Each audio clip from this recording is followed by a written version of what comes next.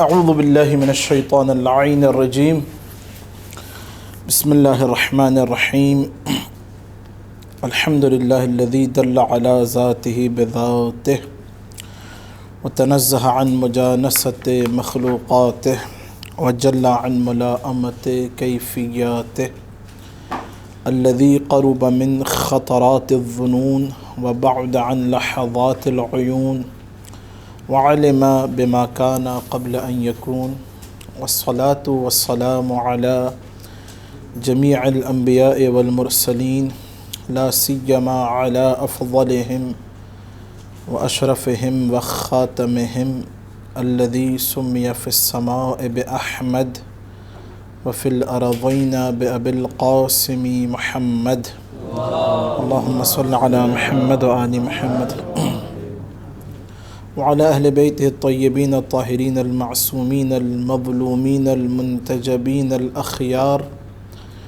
واللعنة الدائمة على أعدائهم الأشرار أما بعد فقد وصل الكلام إلى فثبت الآمرون والناهون عن الحكيم العليم في خلقه والمعبرون عنه جل وعز وهم الانبیاء وصفوته من خلقه۔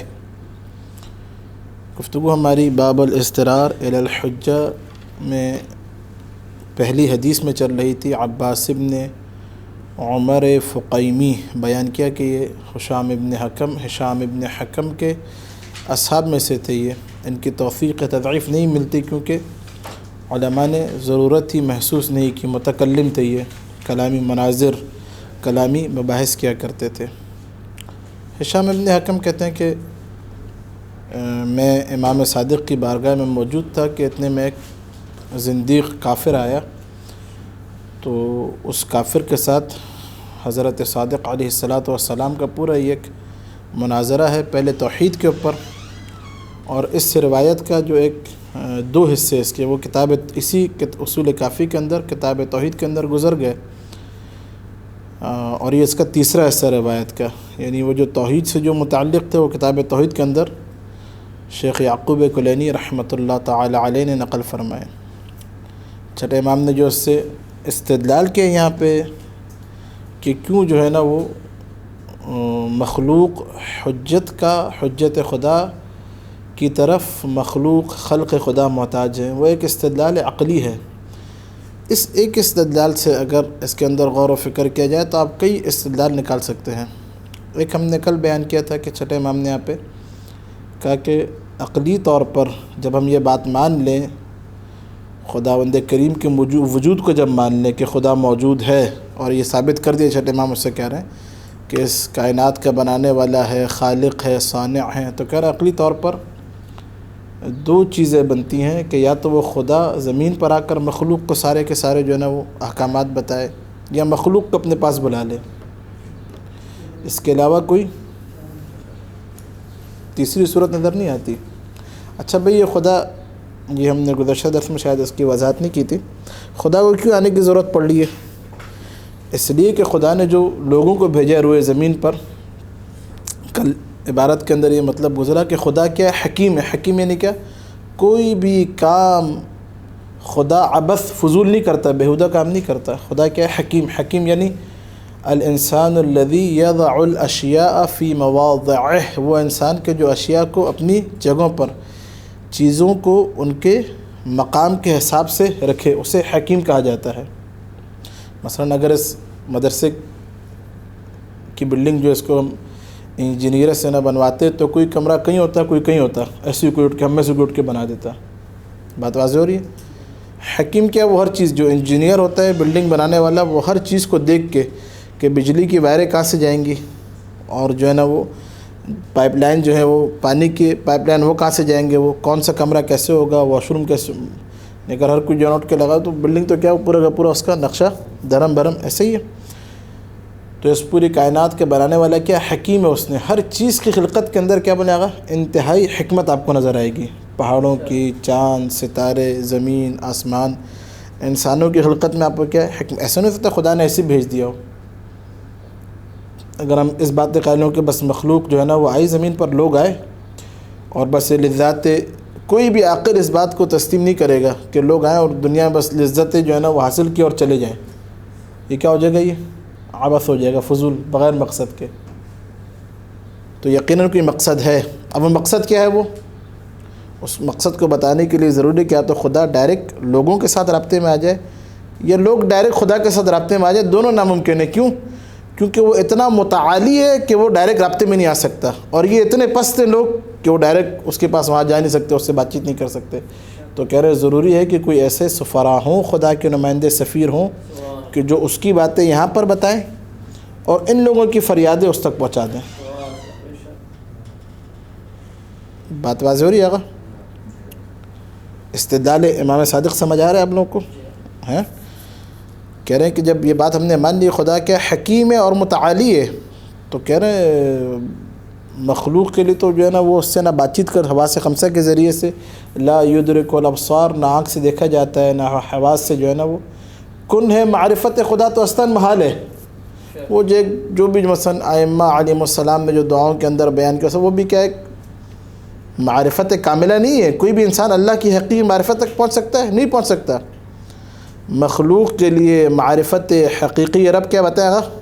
محال ہے. یاد رکھیں، کن ہے معرفت. کن ہے معرفت کیا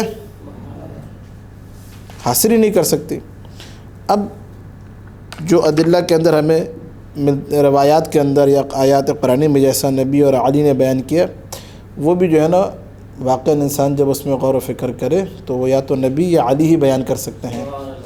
نبی ہی ایسی کیا توحید بیان کر سکتے ہیں، اللہ کے بھیجے ہوئے رسولی اس کے بارے میں جو ہے نا لوگوں تقریب ذہن کے لیے اس کی ذات کو بیان کر سکتے ہیں. سرواز ہے آگا.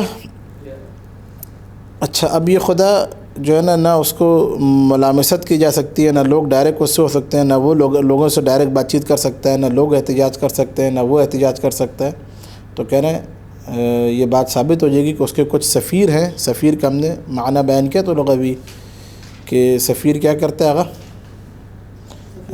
مخفی چیزوں کا آگے کیا کرتا ہے بتائیں گا؟ سفر کرنے سے. یہ دیکھیں نا کیا لطیف مطلب ہے. سفر، انسان سفر کو سفر کیوں کہتے ہیں؟ کیونکہ آپ کہیں کبھی سفر کریں. مثلا ہم جب یہاں پہ نجف نہیں آئے تھے تو نجف کے ہمیں روڈ محلے کچھ نہیں پتہ تھا، شوافے کہاں پر ہے، جدیدہ کہاں پر ہے، پتہ تھا کچھ بھی نہیں. آئے تو ہمارے لیے جو چیز مخفی تھی وہ عیاں ہو گئی ہمارے لیے. تو سفیر کا کام ہی ہوتا ہے کہ مخفی چیز کو عیاں کر دے. یہ سفیر جو ہے کیا ہے جو باتیں مخلوق سے مخفی ہیں کہ اس کی رضا کیا ہے، اس کا غضب کیا ہے، وہ آ کے مخلوق کے لیے عیاں کر دیتا ہے. عبادت کیسے کرنی ہے، صار واضح. اچھا، پھر اور یہی سفیر، یہ جو سفراء ہیں، یہ سفراء ہے کہ کیا ہے؟ لوگوں کی مصلحت اور منفعت. وما به بقاؤہم، یہ عبارت تھوڑی سی پیچھے، وفی ترک فناؤہم، اور وہ شے کہ جن میں ان لوگوں کی بقا ہے.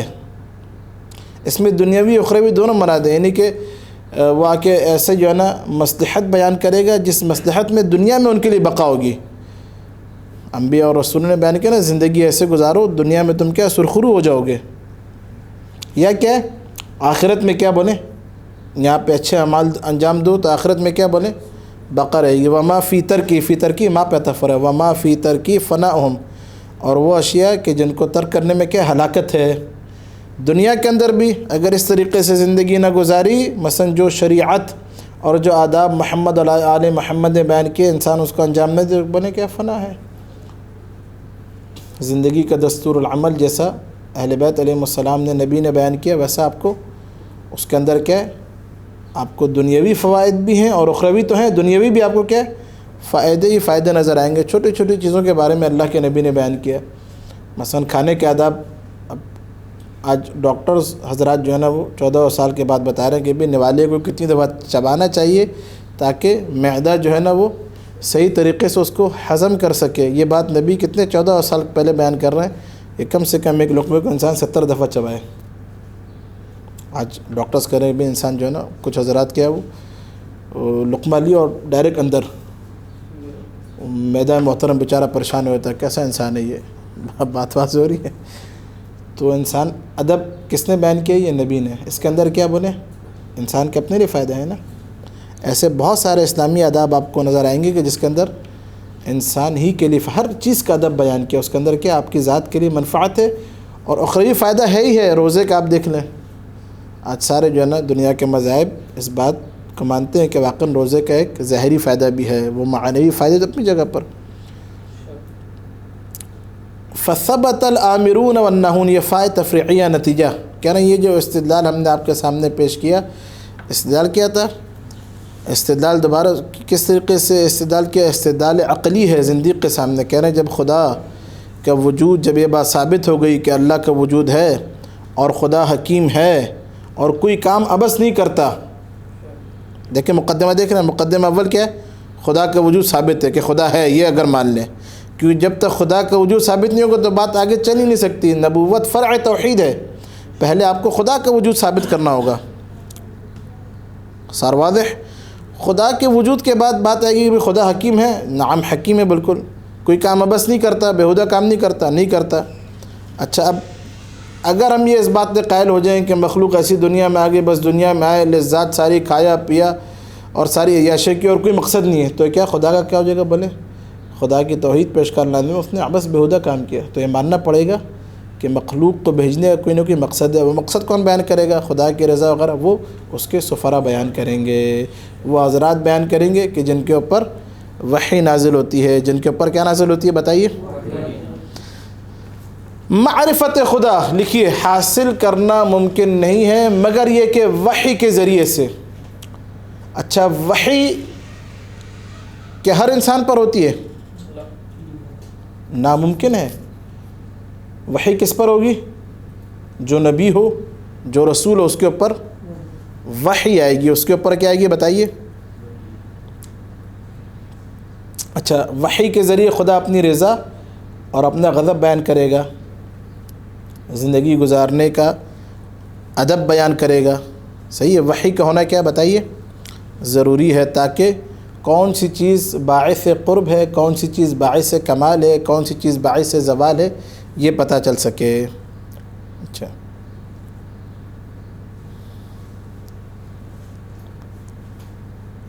اب آپ لوگ غور سے سنیں، ساری مخلوق پر ایک ساتھ وحی نہیں ہو سکتی۔ آپ یہ کہہ سکتے ہیں نا کہ آقا خدا ہم پہ وحی کر دیتا، رسول کیوں بھیج دیے؟ سوال بنتا نہیں بنتا؟ خدا وحی ہم پہ کر دیتا، بھئی الگ سے نبی مثلا کبھی موسیٰ آ رہے ہیں، کبھی عیسیٰ آ رہے ہیں، بھئی ہم پہ ڈائریکٹ کر دیتا، موسیٰ کی ضرورت نہیں پڑتی، ان پہ بھی تو وحی ہو رہی ہے نا۔ وحی موسیٰ اور یہ دیکھیں عقلی سوال یہ کر سکتا ہے زندیق، اور امام کا جو استدلال ہے اس کے پیچھے اس کا جواب بھی موجود ہے عبارات کے اندر۔ یہ جو اب بیان کر رہا ہوں انہی عبارات سے نکالا گیا ہے۔ خداوند کریم ساری مخلوق پر ایک ساتھ وحی کر دیتا، بھئی جس طرح موسیٰ پر ہے اس طرح فیض کے اوپر بھی آ جاتی ہے، نماز اس طرح پڑھنی ہے، روزہ اس طرح رکھنا ہے، در کے اوپر بھی آ جاتی ہے۔ یہ اشکال کر سکتے ہیں نا زندیق ملحد آ کے کہ بھئی ہمارے اوپر خدا وحی کر دیتا۔ سار واضح؟ کیوں ہر ایک پر وحی نہیں ہو رہی ہے؟ جواب کیا اس کا؟ جواب اس لیے ہر ایک پر وحی نہیں ہو رہی کہ ضروری ہے کہ وحی کرنے والا اور جس پر وحی ہو اس کے درمیان کوئی مناسبت ہو۔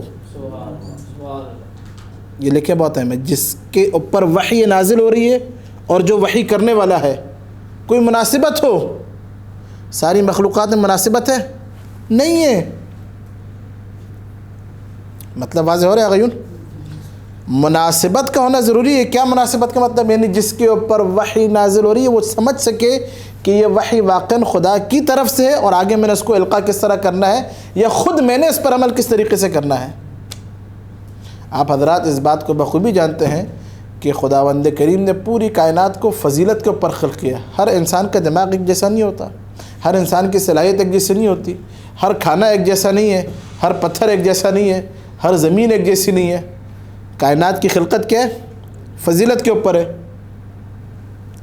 تو یقیناً ایسے افراد ہوں کہ جن کے اندر یہ صلاحیت ہو کہ وحی خدا کو سمجھ سکیں اور آگے اس کا القاء کر سکیں۔ صار واضح؟ اسی وجہ سے خدا نے کیا کیا؟ رسولوں کا انتخاب کیا۔ کیوں کیا ان کا انتخاب؟ ان کی روحانیت کی وجہ سے، ان کی پاکیزگی کی وجہ سے، اور ان کا بشری جو نجاسات ہیں ان نجاسات کی دوری کی وجہ سے۔ کیونکہ اگر یہ وحی جو ہے نا انہی کی طرح بالکل العیاذ باللہ نجاسات میں غرق ہو اور آگے بیان کرے اس طرح، کوئی مانے گا اس کی بات؟ نقض غرض لازم آئے گا کہ بہرحال جو تو نے جس کو بھیجا وہ تو خود شراب پی رہا تھا اور آ کے جو ہے نا ہمیں کہہ رہا ہے کہ شراب مت پیو، شراب کے اندر یہ نقصانات ہیں۔ بات واضح ہو رہی ہے؟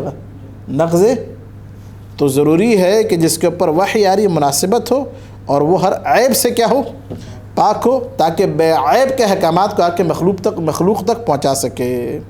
اس لیے خدا نے رسولوں کا انتخاب کیا۔ اچھا، اب کوئی یہ بھی کہہ سکتا ہے کہ بھی خدا نے جس طرح اللہ کے نبی پر شب معراج وحی کی یا موسیٰ پر درخت کے پاس وحی کی، اس طرح کر دیتا کسی بندے پہ، تو کہہ رہے ہیں یہ بھی جو ہے نا وہ ناممکن ہے۔ کیوں ناممکن ہے؟ کیونکہ اس انسان کے اندر اتنی صلاحیت ہی نہیں ہے کہ اس کو یہ پتہ چل سکے کہ یہ وحی اللہ کی طرف سے ہے یا شیطان کی طرف سے ہے، اس کو پتہ ہی نہیں چلے گا، تمیز ہی نہیں دے پائے گا۔ تو ضروری ہے کہ کوئی برگزیدہ ایسا ہو کہ جو تمیز دے سکے کہ کون سی بات رب کی طرف سے اور کون سی بات شیطان کی طرف سے۔ کہہ رہا ہے فَثَبَتَ الْآمِرُونَ وَالنَّاهُونَ عَنِ الْحَكِيمِ۔ اس پورے مقدمے کے بعد آگے دیکھیں عبارت 3 ہے امام صادق کے کلام سے۔ اگر میں بیان کرنے بیٹھ جاؤں، علامہ مجلسی نے اسی کتاب کی شرح لکھی ہے، شرح مرآۃ العقول، اس کے اندر صرف اس روایت پہ کوئی آج ہم دیکھ رہے تھے کوئی 10 صفحے لکھے ہوئے ہیں، ایک وجہ، دوسری وجہ، دوسرا اسداد، تیسرا میں آپ جو بالکل یعنی کہ عبارت کے مطابق ہے وہ آپ کے سامنے بیان کر رہا ہوں۔ انشاءاللہ کبھی زندگی رہے تو اس کتاب کو بھی آنا کے انشاءاللہ اس کو ختم کر لیں، پھر اس کو بھی انشاءاللہ آپ کے سامنے پڑھیں گے تاکہ زیادہ سے زیادہ کلام محمد اور آل محمد سے مستفید ہو سکیں۔ فَثَبَتَ الْآمِرُونَ وَالنَّاهُونَ عَنِ الْحَكِيمِ الْعَلِيمِ۔ کہہ رہے ہیں ہم نے جب یہ ثابت کر دیا، کیا ثابت کر دیا؟ کہ خدا خالق ہے، ثانع ہے، تو ثابت ہو جائے گا سفرا ہے۔ اچھا، سفرا کا جو مقصد ہے کہ جو خدا کی باتیں جو ہے نا مخلوق تک پہنچاتے ہیں اور جو ہے نا مصالح منافع، تو ثابت ہو جائے گا کہ کچھ امر کرنے والے اور نہیں کرنے والے ہیں حکیم علیم یعنی خدا کی طرف سے، فی خلقی مخلوق میں، والمعبرون عنہ جل وعز، اور جو خدا کی بات کو مخلوق تک پہنچاتے ہیں۔ معبرون یعنی خدا کی بات، خدا کے کلام کو پہنچانے والے، عبارت سے۔ وہم الانبیاء، کون ہے بھئی یہ؟ ہم کتنے لوٹری عامرون ناہون کی طرف، وہ انبیاء ہیں۔ وصفوتہ من خلقہ، یہ بہت اہم ہے، یہ جو میں نے ابھی بیان کیا پورا کہ وحی سب پہ کر دیتا ہے، خدا انہی پہ کیوں کر رہا ہے؟ وہ یہ اس عبارت سے نکالا ہے۔ صفوتہ یعنی یہ وہ ہیں، آپ عربی کا اندر ہوتا ہے صفی الماء، پانی کا بالکل فلٹر ہو جانا۔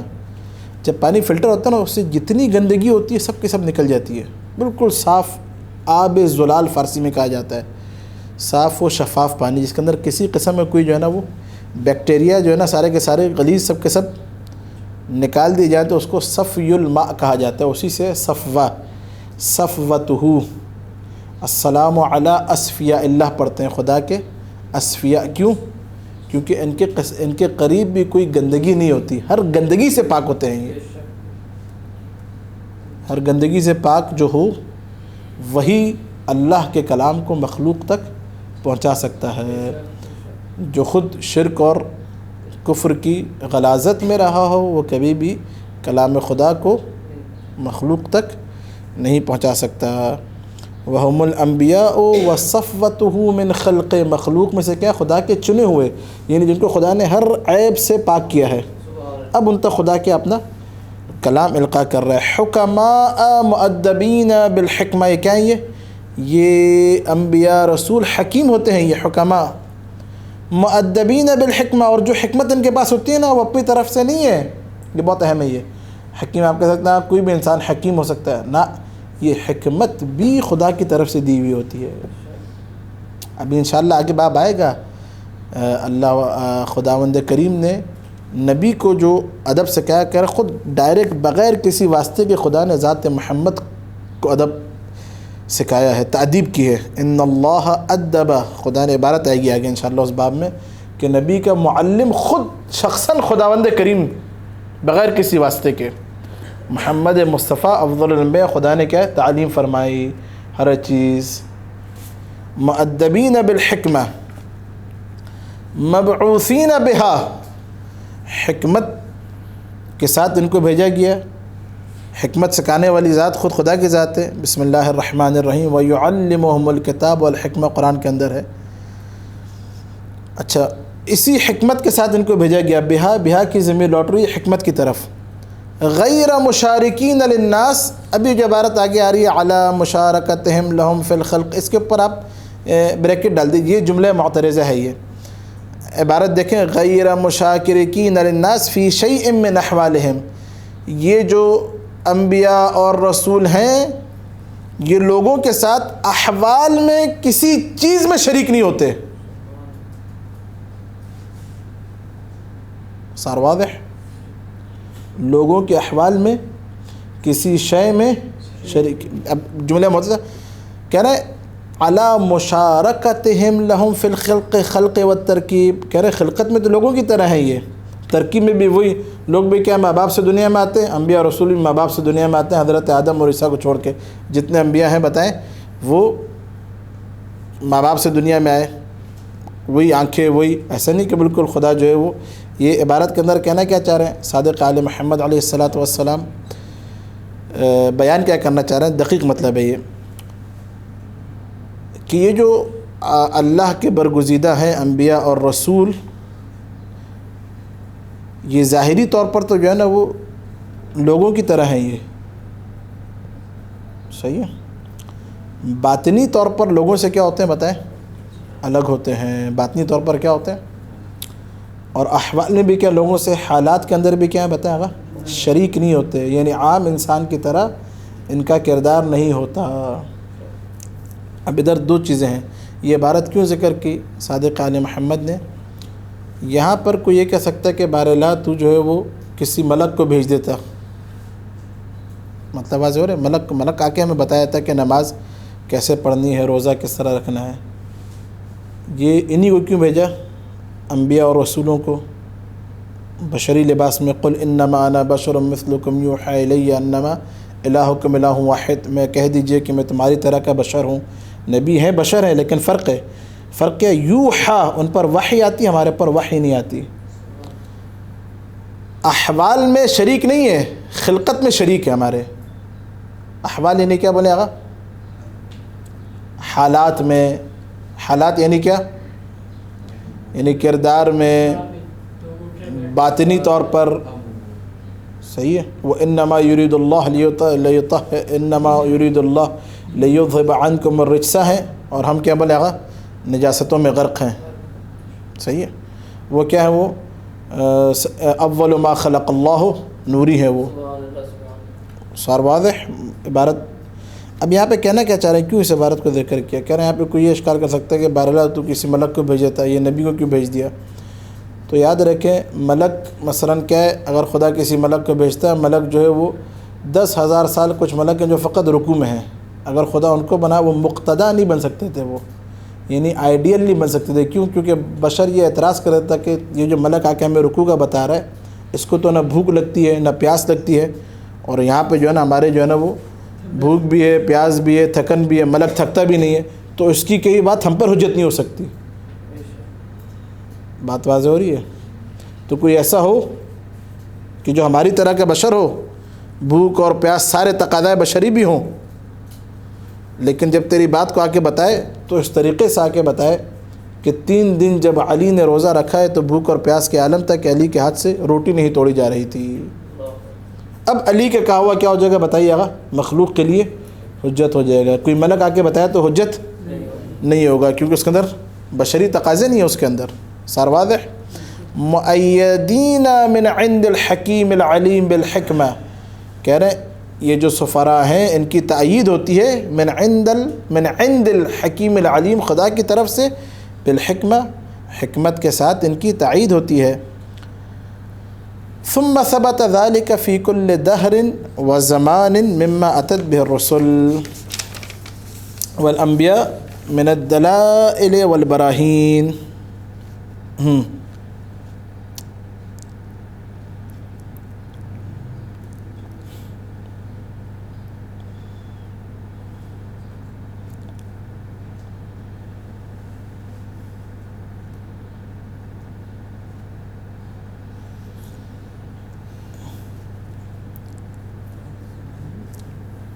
اچھا، اگر یہاں پہ عبارت کے اندر کیا کہنا چاہ رہے ہیں؟ بہت دقیق ہے، بہت غور سے سنیے گا، واقعاً اصول کافی ہے یہ. ثم ثبت ذالکہ سے سید آپ بھی سنیں، بیان یہ کرنا چاہ رہے ہیں کہ پہلے جو استدلال تھا، پہلے وہ استدلال کیا تھا خدا سے جو ہے نا وہ انبیاء کی طرف. وجود خدا کو ثابت کریں گے تو انبیاء ثابت ہو جائیں گے خود بخود ہی.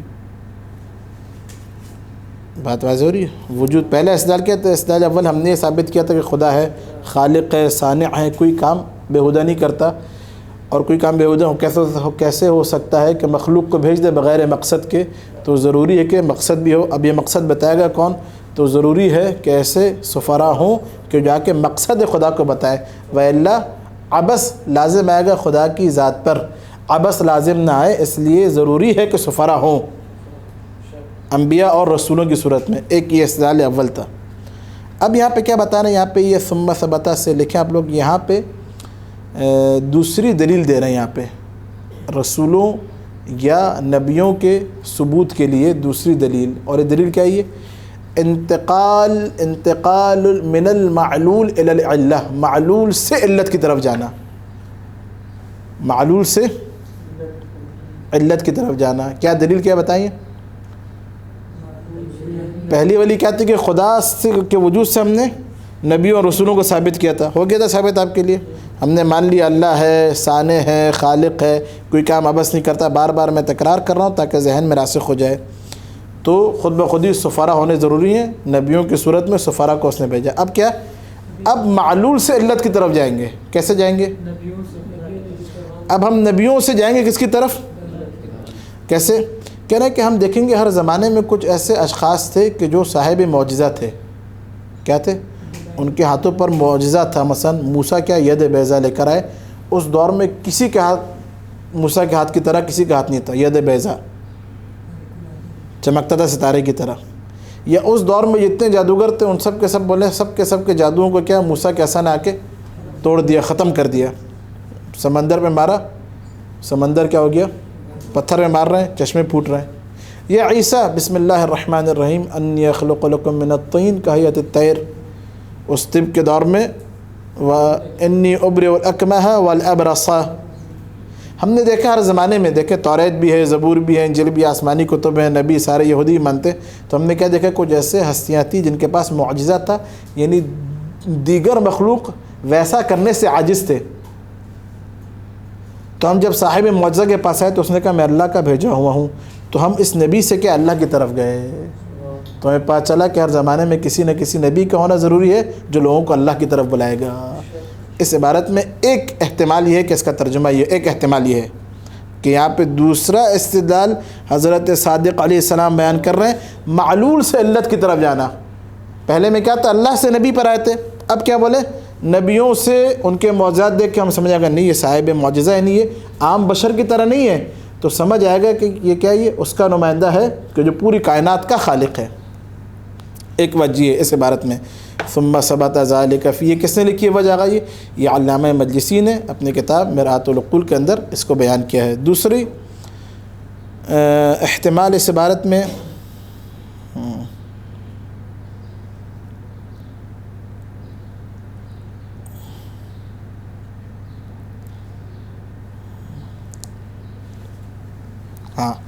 دوسرا احتمال کیا ہے؟ احتمال اول سمجھ آئے گی آپ کو اس عبارت کے اندر. دوسرا احتمال یہ ہے کہ ہم نے جب یہ ثابت کر دیا کہ اللہ ہے اور یہ بھی ثابت کر دیا کہ رسول اور سفراء بھی ہیں اس کے، تو اب مخلوق میں ہر کوئی نبی تو ہو نہیں سکتا. تو کون ہے بھائی نبی؟ کیسے پتہ چلے گا یہ؟ تو کیا یہ پتہ ایسے چلے گا کہ ہم دیکھیں گے مخلوق میں کس کے پاس معجزہ ہے، جس کے پاس معجزہ ہوگا وہی نبی ہوگا. یہ دوسرا احتمال ہے. عبارت کی لطافت دیکھ رہا ہے نا؟ سار واضح؟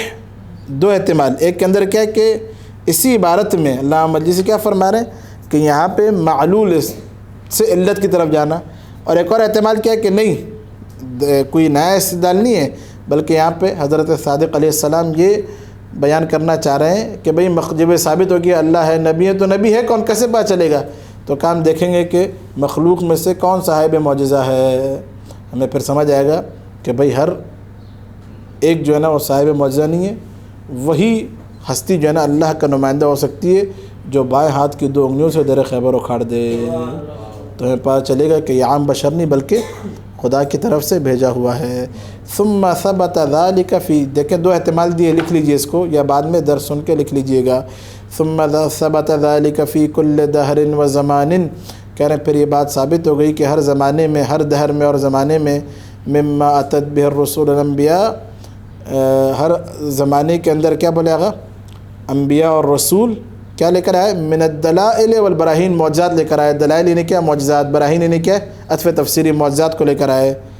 صار واضح؟ عبارت کے کیا دو معنی، ایک تو ایک معنی کیا معنی اول، احتمال اول، وجہ اول کہ یہاں پہ امام صادق دوسرا استدلال پیش کر رہے ہیں معلول سے علت کی طرف جانا، کہ ہم نے دیکھا کہ ہر زمانے میں کچھ ایسی ہستیاں تھیں جو صاحب معجزہ تھی، تو ہمیں ان کے ذریعے پتہ چلا کہ کوئی اللہ بھی ہے، انہوں نے آ کے بتایا۔ احتمال ثانی، وجہ ثانی ہے کہ نہیں، جب یہ ثابت ہوگی اللہ ہے رسول ہے تو پتہ کیسے چلے، تو کہا ہم جو ہے وہ دیکھیں گے مخلوق میں سے کون صاحب معجزہ ہے۔ ہر زمانے میں دیکھا کچھ مخلوق میں ایسے افراد تھے کہ جو صاحب معجزہ تھے، صاحب برہان تھے، صاحب دلیل تھے، تو ہمیں پتہ چلا کہ یہ خدا کے بھیجے ہوئے ہیں۔ اللہ کے نبی نے اپنے جو ہے نا وہ انگلی کے پورے سے چاند کے 2 ٹکڑے کر دیے تھے، درخت کو اشارہ کرتے تھے۔ خطبہ قاصعہ کے اندر نہج البلاغہ میں مولانا متقیان نے لکھا اللہ کے نبی درخت کو اشارہ کرتے تھے الیہ، تو درخت آ جاتا تھا۔ پھر یہ کفار کہتے تھے اب اس کو کہیں آدھا ادھر ہی رہے آدھا چلا جائے، تو نبی دوبارہ اشارہ کرتے تھے، وہ آدھا وہیں کھڑا رہتا تھا آدھا چلا جاتا تھا۔ پھر بھی جو ہے نا کچھ کفار کلمہ نہیں پڑھتے تھے، اور ایسے کفار آج بھی موجود ہیں، سب براہین واضح ہیں، پھر بھی ان کی عقل میں ائمہ کے مقامات نہیں آتے، سند مانگ رہے ہوتے ہیں، یا جو ہے نا وہ نہیں جو ہے وہ ہمیں جو ہے نا یہ باتیں ہضم نہیں ہو رہی۔ الغرض ایسے آپ کو معاشرے کے اندر افراد نظر آئیں گے۔ لکی لا، کیوں لے کر آئے معجزات اور براہین؟ لکی لا تخلو ارض اللہ من حجت، تاکہ خدا کی زمین حجت سے خالی نہ رہے۔ اگر زمین، یہ بہت بس آخری ہے، اگر زمین پر حجت نہ ہو تو اس کی توحید ناقص ہے، یہ یاد رکھیں آپ۔ حجت کا ہونا ضروری کیوں ہے؟